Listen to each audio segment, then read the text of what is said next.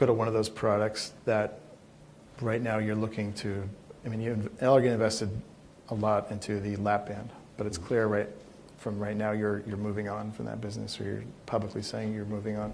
What's changed in your mind on this product?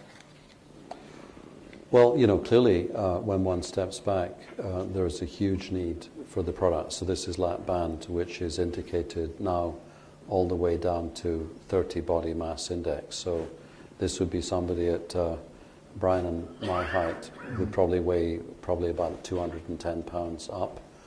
And historically, it was even a higher body mass index for people that would weigh of the order of, for our height, of, call it 260, 270 pounds up.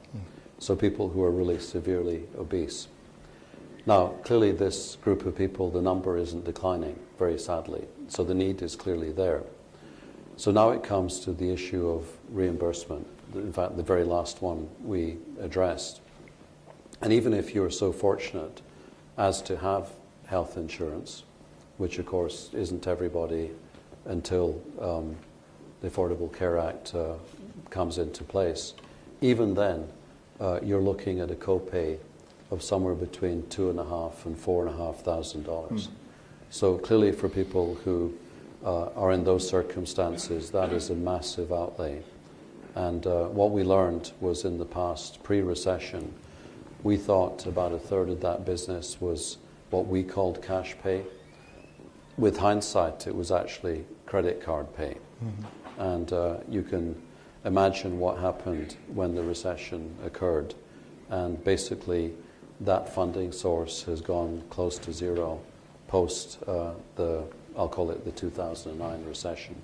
But when you look at it on a macro level, it's obviously a product that's a problem that's not going away. Why aren't people willing to put $4,000 on their credit card to not be morbidly obese? I think basically they literally can't afford it. And I think if you look at health insurance companies, I'll give you another very startling fact.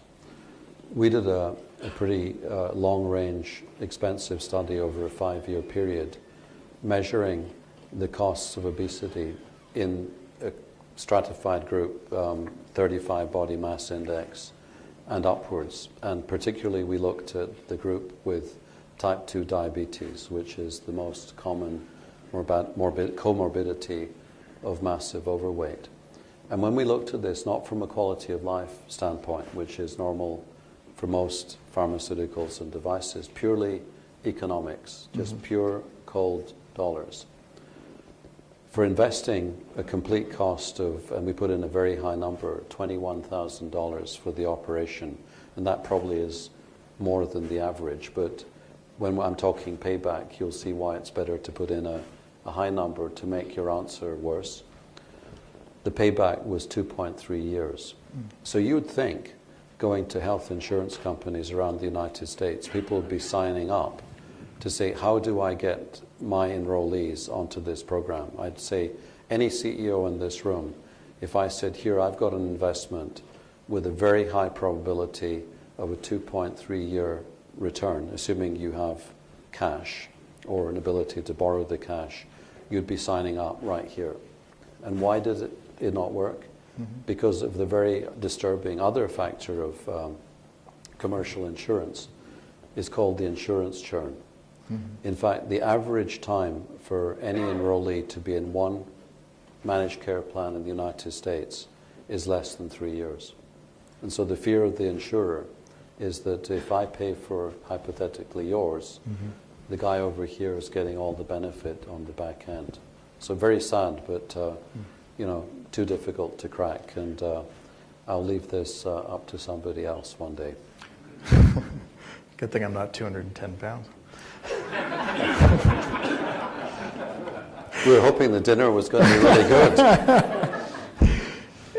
No, but I'm kind of driving at this question here. I have this theory, and I don't know, maybe it's totally off, is that you sort of uncovered something deeper in the human condition about how they view their health. Do you ever feel that you have some insight into the human condition, maybe because of the products that you're involved in?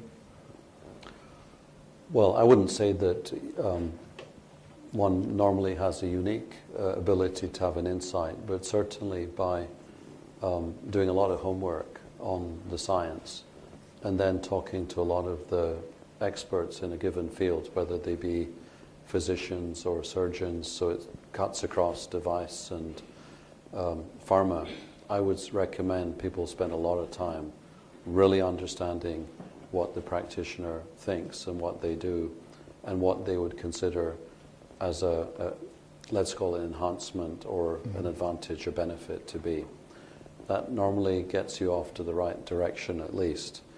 After that, real blindingly different innovation, that's where it gets tough. And then you're right back to Apple and iPads, and where people go, that doesn't sound like a good idea. And luckily Steve Jobs was around, right?